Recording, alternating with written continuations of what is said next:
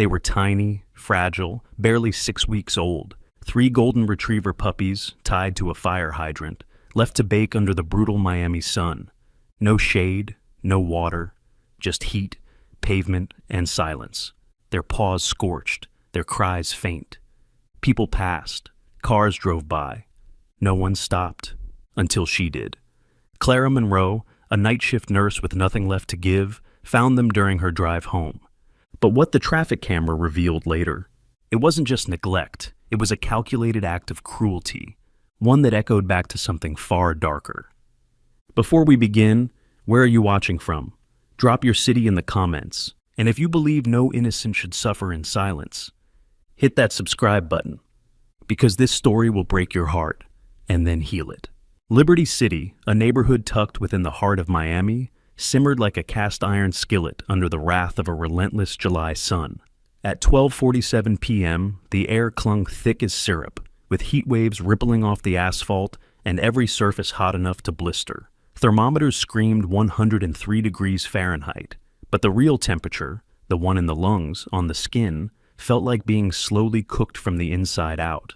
Storefronts were shuttered, children stayed indoors, and the only sound cutting through the smog-heavy silence was the distant buzz of a faulty streetlight, until it was interrupted by something faint, something brittle, like a whimper that couldn't quite make it to a bark.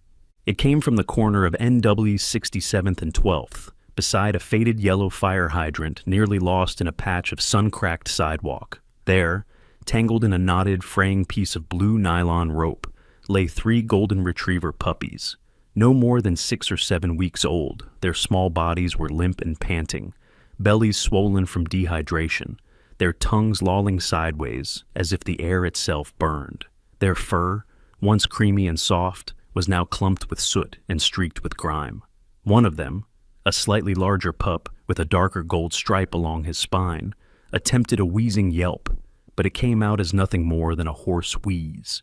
The smallest of the 3 couldn't lift her head. The world passed them by. Cars rolled past slowly, their drivers peeking out behind tinted windows, eyebrows raised, hands idle. A cyclist glanced at them, adjusted his earbuds, and kept pedaling. And then, finally, a car slowed. A battered silver sedan with a rust-lined hood and an air conditioning unit struggling at full blast. The driver leaned out, squinting past the sun's glare, and her brows pulled together in alarm. Clara Monroe pulled to the curb and cut the engine. She was 29, lean and wiry, with sun-flecked olive skin and hazel eyes that had long since turned weary. Her hair was usually tied into a practical bun during her night shifts, but now it fell in damp tendrils around her neck, the heat rendering even breathing a labor. She wore faded teal scrubs, the ID badge from Jackson Memorial Hospital still clipped crooked to her chest pocket. Life hadn't exactly offered Clara mercy. Her mother died of a stroke when Clara was 18, and her father faded into the bottle shortly after. Clara had worked through nursing school while caring for her younger sister, Ellie, who'd suffered from juvenile arthritis. Loss had shaped her, made her cautious with trust, obsessive with control, and yet, still, she carried this quiet compulsion to mend. Not people, necessarily, but moments, broken things, scattered souls. She stepped out, the soles of her sneakers sticking slightly to the pavement, and crouched down slowly in front of the hydrant. "Oh, God!" The largest puppy flinched at her shadow, while the smallest didn't move at all. She touched their fur, searing to the touch, and moist not from sweat, but from their own saliva and collapsed exhaustion. Without thinking, Clara yanked the half-empty water bottle from her car door and uncapped it with trembling fingers. She poured it carefully into her palm and held it out. The larger 2 leaned forward shakily, lapping at her hand as if it were the last stream on earth. The smallest did not move. "No, no, no, not today," Clara muttered, scooping the limp pup up gently into her arms. She checked her breathing, still there, shallow but present. The eyes blinked once, then closed again, twitching as if caught in a fevered dream. She worked quickly. She unlooped the rope, noticing the makeshift knot tied too tightly around one of the puppy's hind legs, leaving a red groove beneath the fur. Her nurse's instincts kicked in. Assess, stabilize, transport. 10 minutes later, All three puppies lay in a lined laundry basket in the back seat of Clara's car, with the AC blasting full speed. She had no dog crate, no vet gear, just an old towel, a torn cereal box repurposed into a shallow water dish, and the kind of maternal panic that only came with caring for something utterly helpless. She pulled out her phone and dialed quickly. "Animal Services," said a tired voice on the other end. "This is Clara Monroe," she said, voice already shaking. "I'm a nurse at Jackson Memorial. I just found 3 golden retriever puppies tied to a fire hydrant on NW 67th. They're severely dehydrated. One of them's not responsive." There was a pause. "Did you say 3 golden puppies tied to a hydrant?" "Yes." The voice at the other end cleared its throat. "You're the 3rd person this month reporting abandoned Goldens. I'm transferring you to our lead caseworker." Another click. Then came a gravel-thick voice. "Hector Diaz, you found him just now?" Clara blinked. "Yes, wait, are you the—" "Used to work homicide. Now I chase monsters with 4 legs and wagging tails. You said 1 pup's unresponsive?" "Yes, I think it's seizure-related or heat exhaustion, but I don't have gear with me, just my car and scrubs." "Bring them straight to the shelter off 79th. I'll meet you there. And Miss Monroe?" "Yeah?" "You might have just walked into something bigger than a bad owner." Clara didn't answer. She looked in the rearview mirror at the basket. 1 puppy had its paw slung protectively over the smallest, like a big brother who refused to give up. They were quiet now, just breathing. She started the car and turned onto NW 12th. The sun still blazed like a vengeful god overhead, but in her heart, something cooler had stirred, a sense that this wasn't a coincidence, and that these 3 little creatures were meant to be found, not by just anyone, but by her. The air conditioning in Clara Monroe's old sedan struggled valiantly against the heat outside as she drove toward the rescue shelter. The 3 golden retriever puppies lay in a makeshift bed, fashioned from a laundry basket and an old beach towel, nestled on the back seat. The smallest pup, whom Clara silently started to call Ember because of the subtle red tint in her fur, still hadn't moved much. Every few minutes, Clara's eyes darted to the rearview mirror, watching for any sign of worsening. The other 2, both a bit stronger, were breathing steadily, their heads resting against each other, occasionally shifting to lick at a cracked water bowl Clara had wedged in beside them. Her heart pounded with a pressure she hadn't felt in a long time, not even in the ICU at 2 a.m. with someone's life teetering on a monitor's beep. She grabbed her phone and dialed the number for the Miami-Dade Animal Services Center, where she'd once spent weekends during college brushing dogs, scrubbing cages, and trying to avoid growing too attached. It had been years, but the number came back to her faster than any emergency code. "Animal Services," a tired-sounding voice answered. "This is Clara Monroe," she said quickly.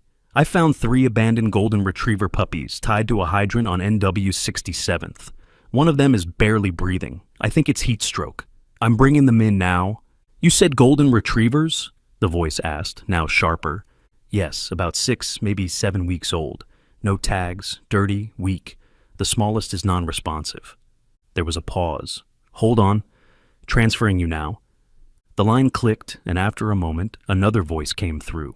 Deeper, huskier, like gravel being stirred with bourbon. "Hector Diaz speaking."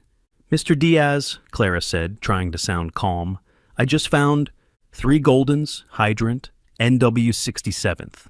That right?" He interrupted. Clara blinked. "Yes." "Do any have microchips? Look like they've been injected or tested on?" Clara frowned, glancing into the rearview mirror again.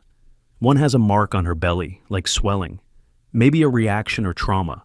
I haven't scanned them for chips. I don't have the gear." "Get them here fast," Hector said. "You're not the first person to call about abandoned Goldens. This is the 3rd case in 2 months. Same age, same breed, same conditions. Are you saying this is intentional?" "I'm saying it's organized," Hector muttered. "I'll meet you out front." The call ended abruptly. Clara gripped the wheel a little tighter. The Miami-Dade Animal Services Center sat on the edge of an industrial stretch near Alapata. When Clara pulled into the cracked parking lot, the sun had begun to dip just slightly, casting longer shadows and giving a false illusion of relief. She parked crookedly and jumped out, popping the back door. As she lifted the basket carefully from the back seat, a man stepped out of the side entrance of the building. Hector Diaz stood just under 6 feet tall, thick in build but not overweight, with deep creases in his face that suggested both age and stress. His skin was dark bronze, his beard silver and rough cut like steel wool. He wore a navy button-up with a faded animal services patch, and khakis that had seen too many emergencies. There was a limp in his left leg, subtle but visible as he approached, an old injury perhaps. His eyes were small and hooded, with the sharpness of someone who used to interrogate people for a living. "Miss Monroe?" he asked. Clara nodded. "They're in here." She placed the basket on a portable gurney he'd wheeled out. Hector immediately pulled a penlight and examined Ember, the smallest pup. His touch was efficient, impersonal, but not unkind.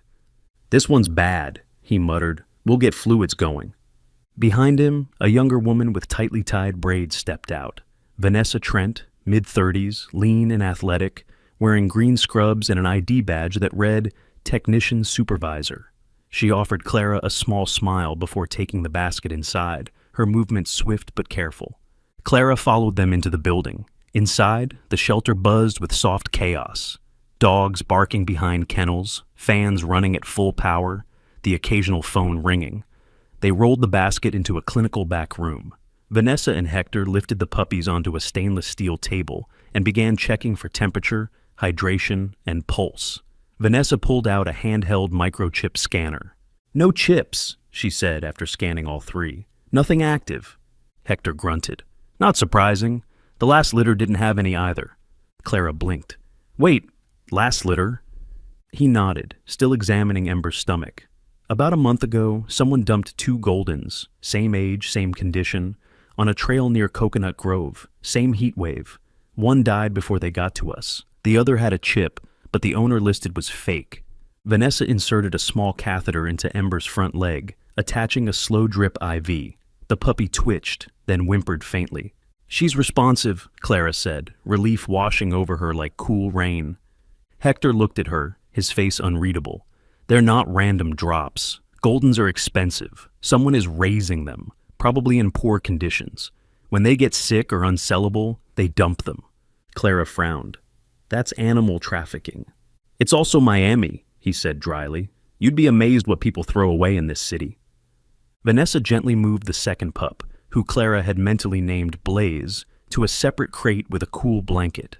The third, slightly bulkier pup, she carried into the adjoining room with better airflow. Clara watched silently, arms crossed, heart pounding. Her mind kept returning to that moment. The blistering heat, the faint whimper, the sheer disbelief that something so innocent could be left like that. "Do you have security footage?" she asked suddenly. "There was a traffic cam on the intersection. It might have caught who left them." Hector paused. "That's a good instinct. I used to volunteer here," Clara added, "long time ago." He studied her for a beat longer than necessary. "You've got eyes like someone who's seen too much." "I work the night shift in trauma," she said. "I see what people do to each other." Hector nodded slowly. "Let's see what they do to dogs." The air inside the surveillance room was stale, and hums from the old security monitors echoed like distant whispers. The walls were lined with racks of dusty recording equipment, each monitor flickering with a frozen still from different intersections across Liberty City. Clara stood just behind Hector, arms crossed, her fingers tapping a soft rhythm against her bicep as she watched him navigate the system with practiced ease. Despite his worn exterior, Hector's movements were deliberate. There was precision behind every click, the kind that only came from decades of scanning for truth in long-forgotten footage. Hector had arrived earlier that morning in his dented sky-blue pickup truck. The paint was peeling at the hood, and the passenger side mirror had long since vanished. Clara had met him outside the Animal Services Center, where he tossed his half-empty coffee into a bin and motioned for her to ride along. "You've got the eyes for this," he'd said. "Most people blink and miss the details." Now, in the back room of Metro Traffic Operations, they waited for the footage to buffer. The room smelled faintly of old leather and dust, and the only other person inside was a city employee named Trevor Black, mid-40s, skin pale from too many hours indoors, with thin, twitchy hands and an impatient temperament. He wore a badge on his lanyard that read Infrastructure Surveillance Technician, and a pair of thick, wire-rimmed glasses perched perpetually halfway down his nose. Okay, here we go, Trevor said, dragging a video timeline to the correct hour. NW 67th and 12th Ave. This feed refreshes every 4 seconds. You said just before noon? Clara nodded. Somewhere around 11:40, I think. The screen showed the sun-bleached intersection, quiet and slow. A few parked cars, a woman pushing a stroller, a stray cat darting under a dumpster, then movement. At the far edge of the frame. There, Hector pointed. A dark figure entered the shot from the northeast side, leading 3 small golden shapes on what looked like twine. The man wore a black hoodie with the hood pulled over a cap, jeans faded at the knees, and scuffed white sneakers. The puppies lagged behind him, heads lowered, barely keeping pace. He paused near the fire hydrant, knelt down quickly, and began tying the rope. Clara leaned forward. Can you zoom? Trevor grunted. Not much. This isn't CSI, but I can sharpen contrast. The image trembled as Trevor applied filters. The man's face was still largely obscured by shadow, but one detail flickered into clarity, the front of his baseball cap. On it was a stitched emblem, faint but unmistakable, Pine Vet Lab Research Division. Clara's breath caught. That's the place that got shut down. My sister brought our old dog there. They said he died during an exam. We never got the records back. I know the name, Hector said grimly. It was a holding facility for behavioral testing on rescue dogs. Got raided after whistleblowers went public. No one ever got charged, but the license was revoked. The property changed hands and was renamed something vague, like Canine Health Solutions. Same shell, different name. Trevor paused the video. Want me to print stills? Every frame, Hector said. Clara backed away slightly. Her mind raced. Why would someone from that lab be dumping puppies on the street? And why Goldens? Because Goldens are easy to sell, Hector muttered. But when they don't meet some invisible standard, too skittish, too small, not aggressive enough for trials, they become excess inventory. Cheaper to dump than to explain. Clara clenched her fists. These are babies. They're not broken inventory. Trevor slid a USB drive across the table. All yours. You didn't get it from me. Back in the parking lot, Hector stood under the shade of a sparse jacaranda tree, watching the city breathe and bake in the distance. Clara sat on the edge of the truck bed, the Florida heat already curling the loose ends of her hair. I can't stop thinking about that cap, she said. If they shut down, how is he still walking around like that? Because people like him don't disappear, Hector replied. They regroup, move operations, work under the radar, and Miami's full of warehouses and blind corners. They were quiet a moment. A breeze stirred the trees above. From the truck's open window, a small whine rose, one of the puppies shifting in the back seat crate. You said this is the 3rd case, Clara asked. Hector nodded. First was Coconut Grove, 2 pups, then Hialeah, another 3. This is the first time we've got footage, though. The others were found too late. Only one survived. Clara's eyes grew distant. I can't help but wonder, what if we hadn't stopped? What if we hadn't been the ones to find them?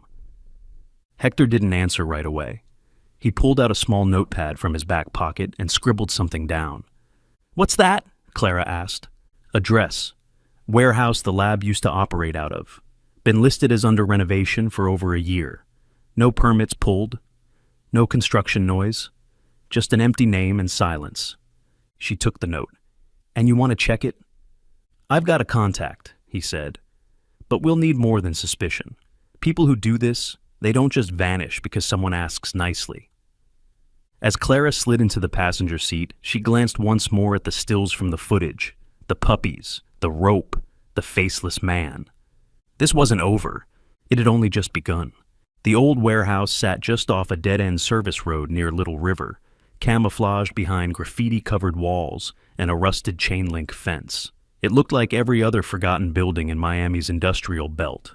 Roof warped with age, windows blacked out with layers of grime, and a battered sign above the garage door that read, Canine Health Solutions.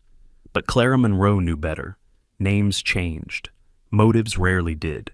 She stared at the building from the passenger seat of Hector Diaz's truck. Her knuckles were white on her lap, her jaw tight. She hadn't been here in years, but the pain in her chest was instant, like touching a scar not quite healed. I didn't think I'd ever see this place again, she said quietly. Hector glanced sideways. You came here before? She nodded. 2 years ago, my sister Ellie had a golden mix named Copper. He was a rescue, scared of thunder but sweet as syrup. She brought him here for what we thought was a standard behavioral consult. He never came home. Hector didn't speak, letting her continue in her own time. Clara's voice was steady, but her eyes shimmered with something colder. They called her 3 hours later and told her Copper had a seizure and passed suddenly. No explanation. When Ellie asked for medical records, they said the system was down. 2 days later, the clinic closed for renovation. We never got a call back. Hector's lips thinned. You reported it? To who? She scoffed. Animal Services didn't have authority then. The Department of Agriculture brushed it off as a miscommunication. We didn't have proof, just grief. A heavy silence passed between them before Clara opened the door and stepped out. The air was thick with the scent of oil, sun-baked rubber, and something else, faint like bleach masked by citrus. Looks quiet, Hector said, eyeing the building. Too quiet, Clara muttered. As they approached, Hector knocked on the metal side door. 3 slow raps. No response. He tried the handle. Locked. He crouched slightly, peering through a sliver where the door had warped. I see crates. Empty. A desk with paperwork, but no people. Clara stepped closer, but before she could say more, her phone buzzed. She pulled it out and saw a call from Vanessa Trent, the vet tech from the shelter. Clara answered immediately. Vanessa? Hey, I didn't want to worry you, but Ember's not doing well. Clara froze. What happened? She had a seizure about 20 minutes ago. Small, but enough to spike her heart rate. We stabilized her with IV diazepam, but Hector was right. It's not heat stroke. We found trace amounts of ketamine in her blood. Clara's breath caught. Ketamine? Yeah, a veterinary sedative, but in high doses it can cause tremors, especially in puppies. She was drugged, Clara said through clenched teeth. They were testing on her. I don't know how much was given or for how long, but it's not accidental, Vanessa said. Also, get this. We ran a blacklight test on the inside of her ears and found dye residue, like marking ink. Like they were labeled, Clara whispered. Vanessa's voice softened. She's stable now, but she's the weakest of the 3. I thought you should know. Clara thanked her and hung up. Her hands were shaking slightly as she relayed everything to Hector. He cursed under his breath. This isn't just dumping. It's off-the-books testing, probably unsanctioned, possibly for private contracts. That warehouse could be the storage end. Clara looked at the building again, her eyes colder now. We need to get inside. Just then a faint noise echoed from around the back, a soft metallic clatter, like a bin being knocked over. They rounded the corner slowly and found a man squatting beside a dumpster, tossing out what looked like shredded paperwork into a barrel already half full. He was tall, lanky, with unkempt dark hair and a thick beard, wearing janitorial overalls and earbuds in his ears. When he noticed them, he startled, nearly dropping his phone. Hey, this is private property, he called out, standing quickly. Hector stepped forward, flashing his old Miami-Dade badge. Relax, we're just asking questions. The man squinted. You're not cops. No, but you'll want to talk anyway, Hector said. We're investigating animal cruelty connected to this location. The man hesitated, then glanced at the papers he was burning. Clara noticed the logo on one corner of the sheet. It was the old Pine Vet Lab insignia. What's your name? She asked. He sighed. Dean Mendez. I'm just the maintenance guy. I come here twice a week to clear out junk. When was the last time someone else used this facility? Hector asked. Dean scratched his neck. A couple nights ago. They brought in a crate. I didn't ask questions. I get paid to clean, not snoop. Clara stepped closer. Did you see what was in the crate? Dean shrugged. Something alive, heard scratching, but when I came back the next day, the crate was gone. Hector nodded toward the dumpster. And those papers? Dean hesitated. Old intake records. I was told to destroy anything dated before last year. Do you mind if we look through them before you burn the rest? Clara asked. Dean looked between them, then reluctantly stepped aside. Clara pulled on gloves from her pocket and reached in. Some pages were soaked and torn, but others were readable. Intake forms with dates, numbers, and vague labels. Subject 14, low resistance. Subject 22, unfit, discard. These are test logs, Clara whispered. She pulled out one sheet labeled with a familiar name, Ellie Monroe, Guardian of Copper, ID hash, a 3672. She froze. Her fingers trembled as she showed it to Hector. "This proves it," she whispered. "They kept records." Dean shifted awkwardly. "Look, I don't know what happened before I started working here, but if you want to dig further, there's a locked cabinet inside the front office. I've never had the key." Hector gave him a long stare. "Don't leave town." Dean nodded, his eyes wide. They left the site with a bag of partially scorched records, Clara sitting silent beside Hector in the truck. "You okay?" he finally asked. She didn't answer right away. Then, "I thought I failed my sister, but maybe now we can prove Copper didn't just die." Hector's expression softened. Sometimes justice just takes longer. The hum of fluorescent lights above flickered faintly as Clara Monroe leaned over the examination table inside the back room of the Miami-Dade Animal Services Medical Wing. The steel beneath her forearms was cold despite the humid air outside, and a low whimper from the crate beside her reminded her why she hadn't left the shelter since morning. Ember was resting, hooked up to a slow saline drip, a towel cushioning her tiny frame. Her breathing was more stable now, though her eyes remained half-lidded, dazed. Clara had barely slept, and the weight of truth hung thick over her shoulders. In the adjoining room, Dr. Russell Chen, 39, stood over the other two golden puppies, Blaze and Sunny, his brow furrowed behind a pair of thin, rounded glasses. Dr. Chen was lean, sharply dressed even beneath his lab coat, with a quiet, contemplative demeanor. Born to immigrant parents and raised in Tampa, he had the calm confidence of someone who had dealt with enough death to value silence over dramatics. But even now, as he passed the microchip scanner down Blaze's back, his lips pressed tighter. "Got one," he finally murmured. "Blaze has a chip." Hector, who was leaning against the doorframe with his arms crossed, stood straighter. "Good. Let's see who had the nerve to implant him and walk away." Dr. Chen sat down at the corner terminal and keyed in the chip sequence. A slow progress bar dragged across the screen. Clara stepped beside him, her eyes heavy with hope and dread.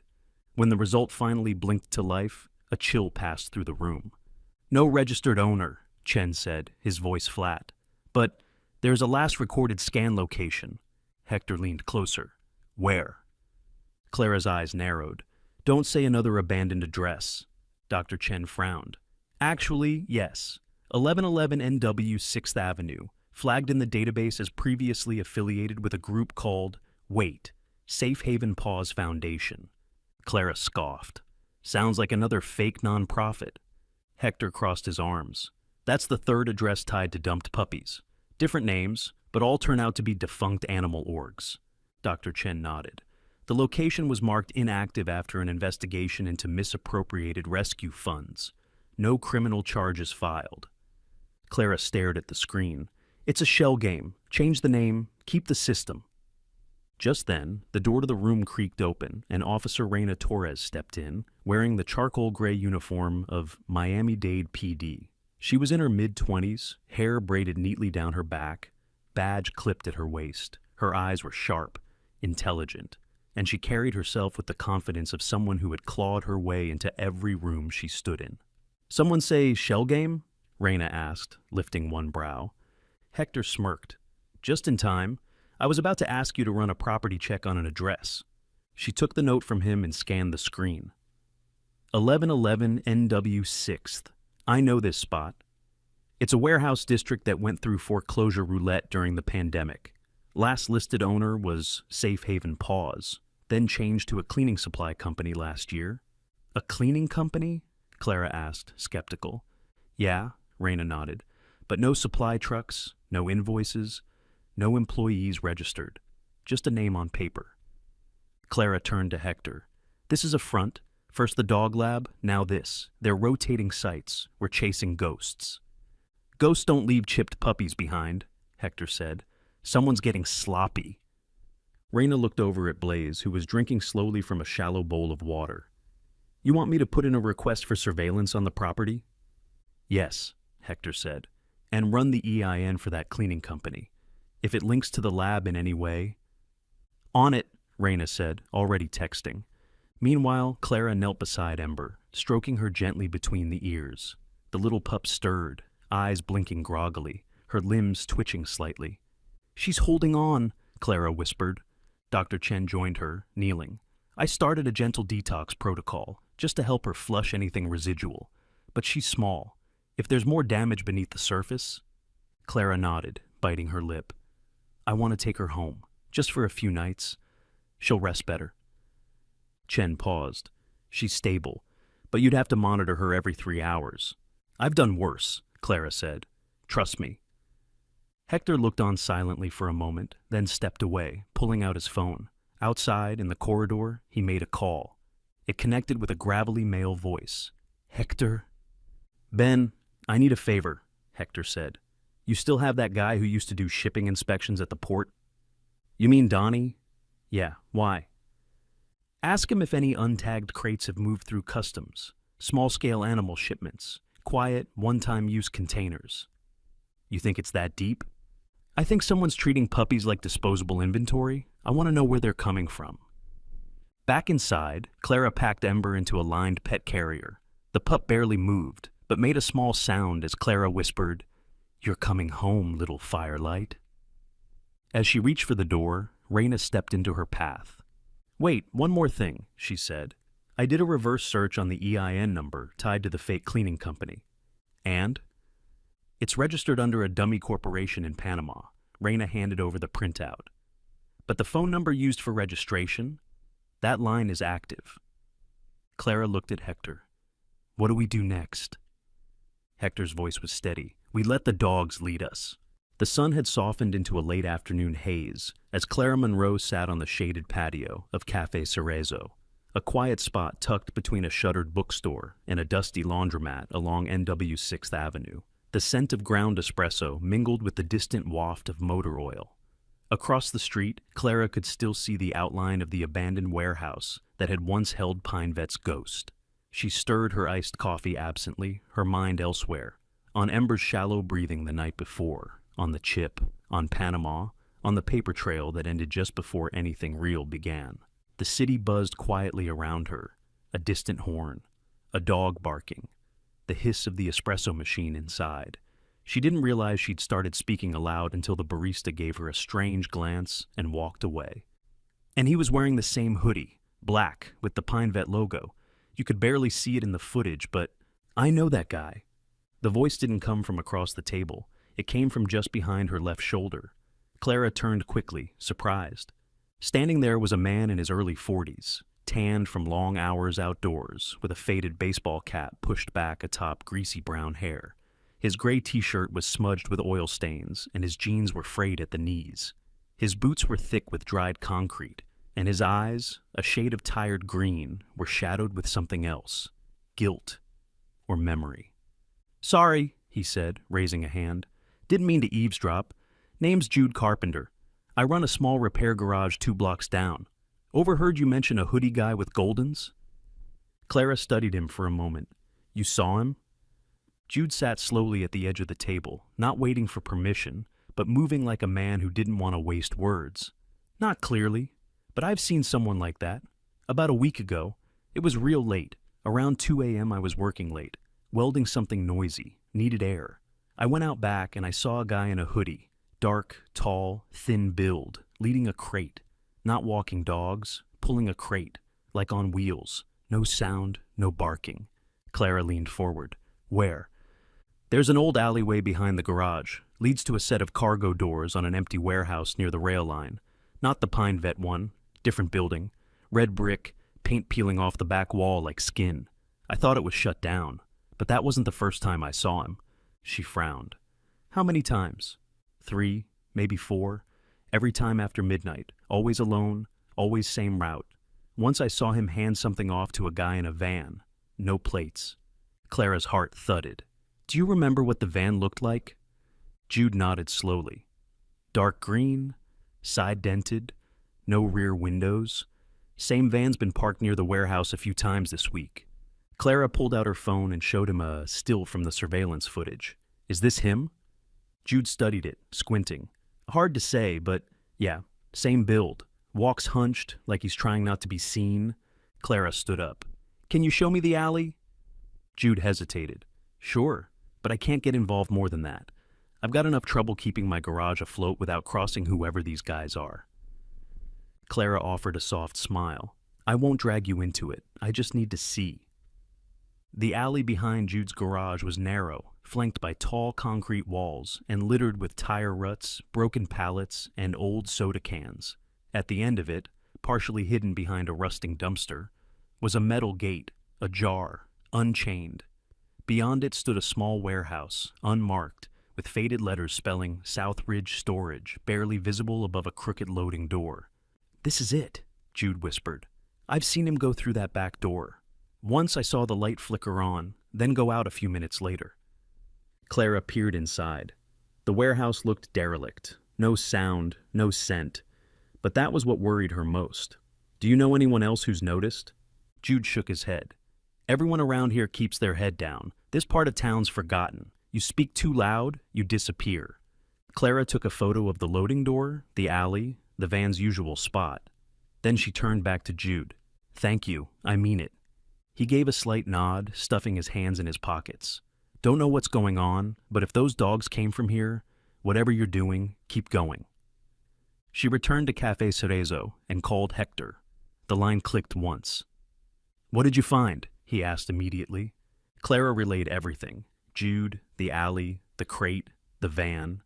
Hector was silent for a long breath. This fits, he finally said. We've been chasing empty leads, but if someone's using multiple warehouses to rotate stock, dogs, drugs, whatever, we need surveillance. I have photos, description, timeline, Clara said. I'll meet with Reina. We'll draft a report, request a warrant, but Clara, yes, be careful. These aren't just bad pet owners. These are people running something bigger than neglect. That night, Clara sat by Ember's carrier in her apartment, a small second-floor walk-up with peeling blue paint and a view of the laundromat roof. The pup stirred only slightly, her limbs twitching. Blaze and Sunny were staying overnight at the shelter, but Clara needed Ember close. She didn't sleep. Her laptop was open to city property records. The name Southridge Storage didn't appear anywhere. The building was listed as Municipal Overflow, city-owned but unoccupied. Yet something moved in there, or someone. The conference room in the back of the Miami-Dade Animal Services Center had once been used for volunteer orientation and paperwork reviews. Today, it felt like the beginning of something far larger. The overhead fan spun lazily above the mismatched folding chairs and battered whiteboard, while maps of the city were spread across a table, alongside a few printed stills from security footage and drone snapshots of alleyways. Clara Monroe sat with her elbows on the table, studying a map with the intensity of someone memorizing escape routes. Across from her, Hector Diaz sipped burnt coffee from a paper cup, his expression unreadable.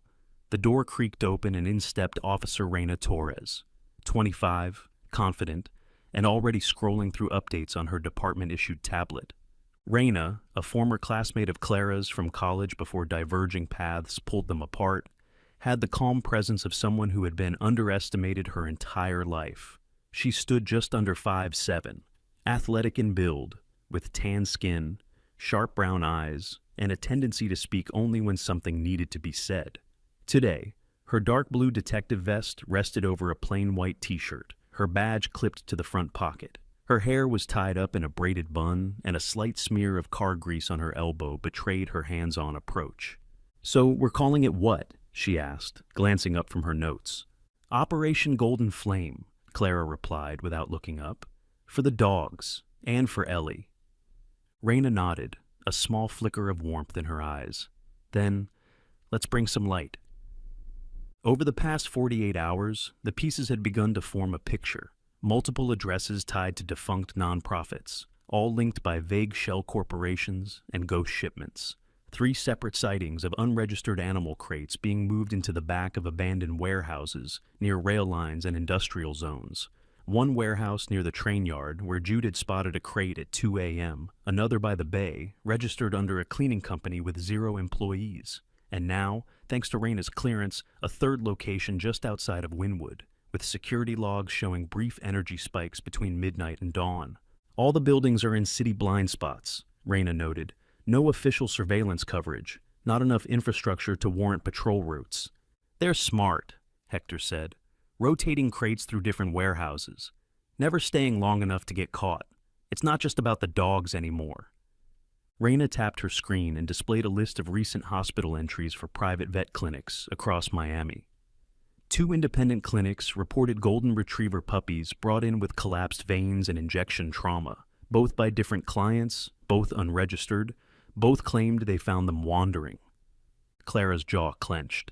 Same trauma we found on Ember. We're looking at low-scale pharmacological testing, Raina said. Maybe even resale. Dogs that pass get trafficked out. The others get left behind. There was a long silence before Hector stood and placed his finger on the printed map. This is our best shot, he said, tapping the warehouse by the train line. We know Jude saw the suspect there. We know they're using the back alley. We need eyes on that building. I can request a drone flyover, Raina said.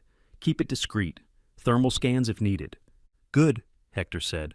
But I want someone down there. Ground level. We'll rotate in shifts. No flashing badges unless we see a direct transfer. Clara looked up. I'll go. Raina raised a brow. You're not a cop. No, Clara said. But I'm invisible. No one notices a tired nurse sitting in her car with a book and a coffee. And I know what I'm looking for. Raina exchanged a glance with Hector. He sighed. We do this your way. You stay safe. No engaging, no following. Just eyes. Clara nodded. Agreed. Later that night, as the city cooled into an uneasy twilight, Clara sat parked 3 blocks from the Target warehouse. Her car, a silver 2004 Corolla with a crack across the windshield and a sticker that read, "Support your local shelter," blended in with the others on the side of the cracked street. A takeout cup steamed beside her, half full. In the back seat, Sonny rested in a crate, his head low, but his ears twitching. Clara hadn't intended to bring him, but something about the way he had reacted earlier that day changed her mind. She had been feeding him at the shelter, a soft, bland mix of chicken and rice, when a truck engine started outside. It wasn't particularly loud, but the moment the low rumble reached the walls, Sonny's body had gone rigid. His eyes widened, tail tucked, and he backed into the corner of his crate, growling softly. Not from aggression, but pure terror.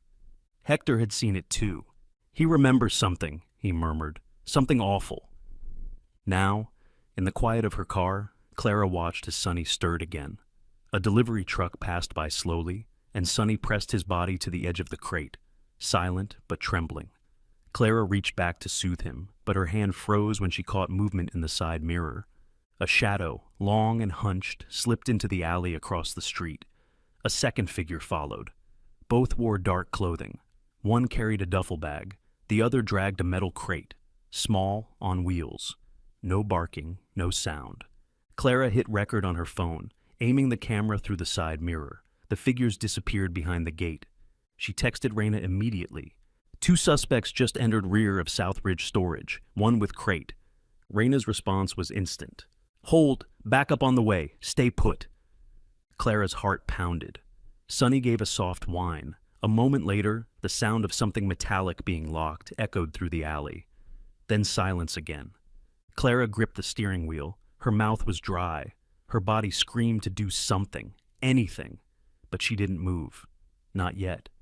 10 minutes later, Raina's cruiser turned the corner slowly, lights off. 2 unmarked vehicles followed. They parked silently, fanned out on foot. Clara stayed in the car, but she watched as Raina approached the gate with weapon drawn, her partner flanking her left. They slipped inside. 15 minutes passed. Then came the first bark. High-pitched, desperate, then another and another. Suddenly dozens of dogs were barking, howling, scratching. From inside, from underground. Clara clutched her phone and stared at the warehouse. The truth wasn't buried anymore. It was alive. The early morning sun had yet to crest the horizon when the warehouse raid began. The humidity clung to the skin like wet cloth, turning every breath into something thick and difficult. Officer Raina Torres stood just outside the warehouse loading bay in a crouched position, radio to her mouth, her eyes locked on the metal door that Clara had seen 2 figures slip behind just hours earlier. Behind her, 4 officers from the Special Investigations Division took flanking positions, weapons drawn but low. Clara remained in her car at the curb, hand gripping the carrier that held Sunny, her pulse drumming louder than the sirens that hadn't yet been called in. Raina's voice crackled into the radio. "Entry team in position. We're going in." The door gave a low screech as it was pried open, not with violence, but with silent, methodical precision. The team flooded into the building in a tight formation, flashlights cutting through dust and darkness. Clara held her breath. Inside, the warehouse was suffocatingly hot. Though the outer air had begun to cool, inside the windowless structure, it was as if the sun had been trapped for hours. The smell hit first: urine, metal, wet fur, and something more sterile: chemical. A hallway opened into a narrow corridor lined with broken crates, splintered wood, and empty syringes strewn across the floor. Then came the barking. Muffled, then louder. Raina turned sharply into a side room, where the sound grew into a frenzy. The officers opened a steel door into what looked like a walk-in freezer unit retrofitted as a containment space. There, under flickering fluorescent lights, were 14 puppies of various breeds: Labradors, Goldens, German Shepherds, and mixes crammed into rusting cages. Some whimpered, some didn't move. All were thin, glassy-eyed, and stained with streaks of green and red marker ink across their backs. "Jesus," one officer muttered. "Trank protocols," Raina said aloud. "Some were sedated." Among the pups, one large golden retriever tried to lift his head. His eyes met Raina's and didn't blink. She stepped forward, crouched down, and saw the word "unfit" scrawled in marker across the dog's side. "Get the vet team in here," she ordered. "Now." Back outside, Clara got the call. "It's real," Raina said. "We found them. 14 dogs, most alive, barely." Clara covered her mouth, exhaled hard, then looked down at Sunny, who had begun to cry softly. He could feel something.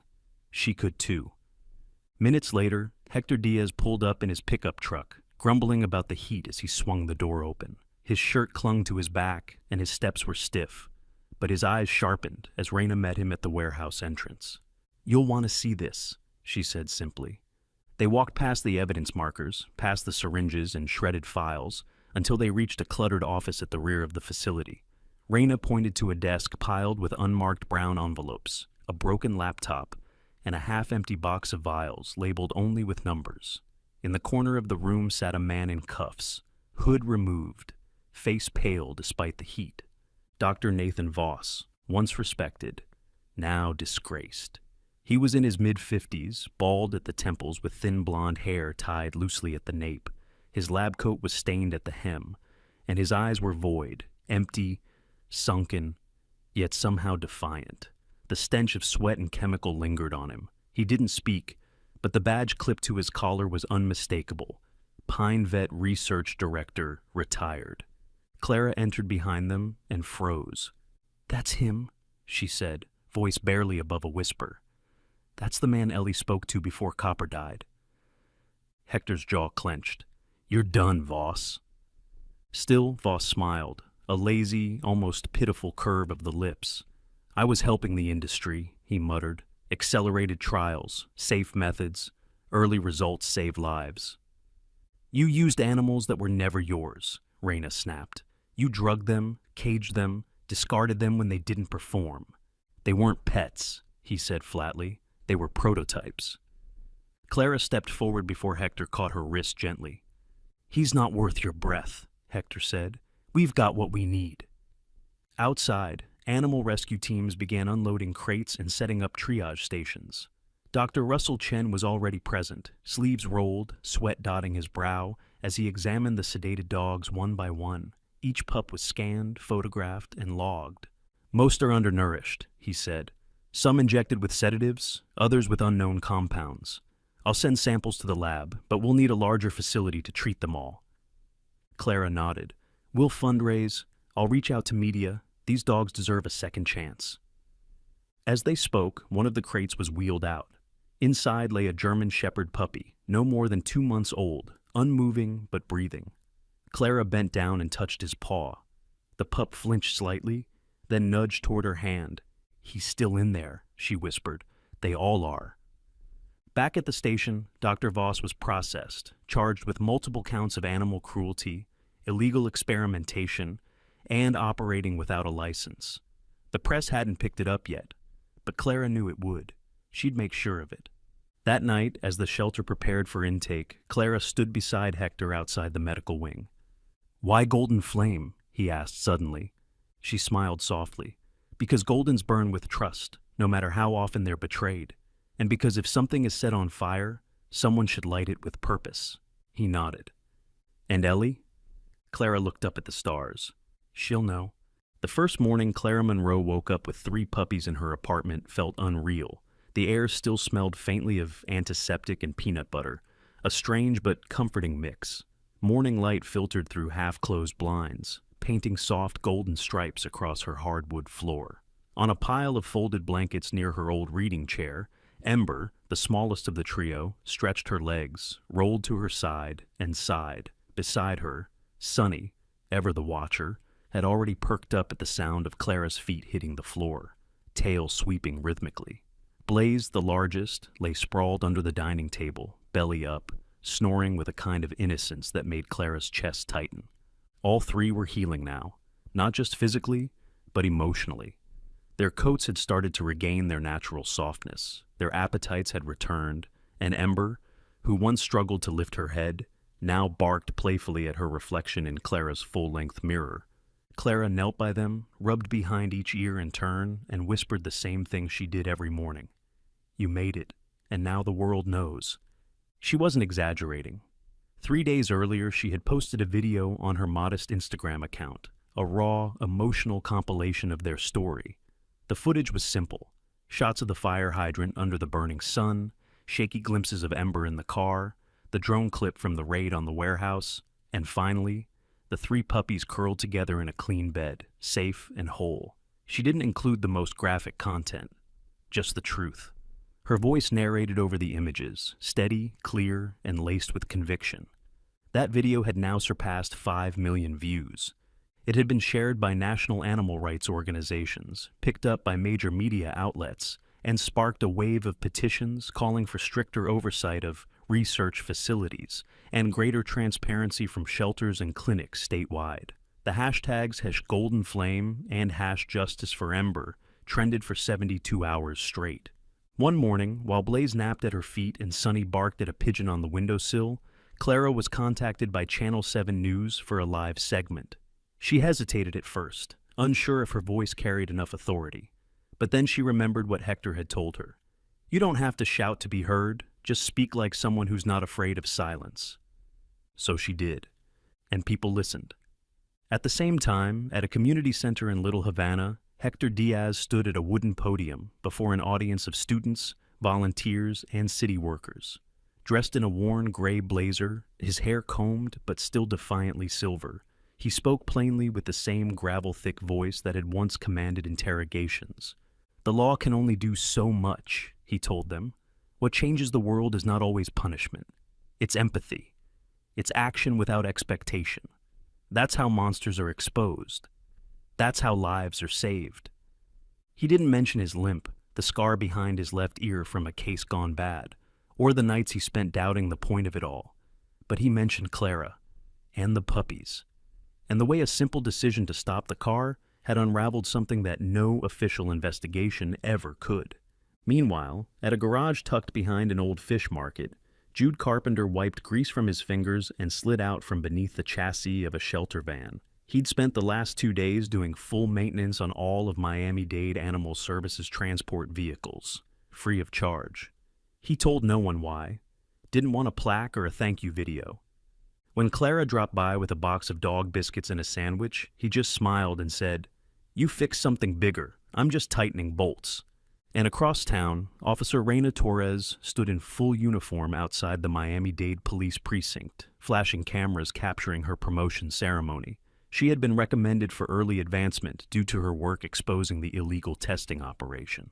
When her name was called, she walked across the stage with her head high. But it was the moment after the applause that mattered most, when she took a quiet photo with Clara, who had come in civilian clothes, Ember cradled in her arms.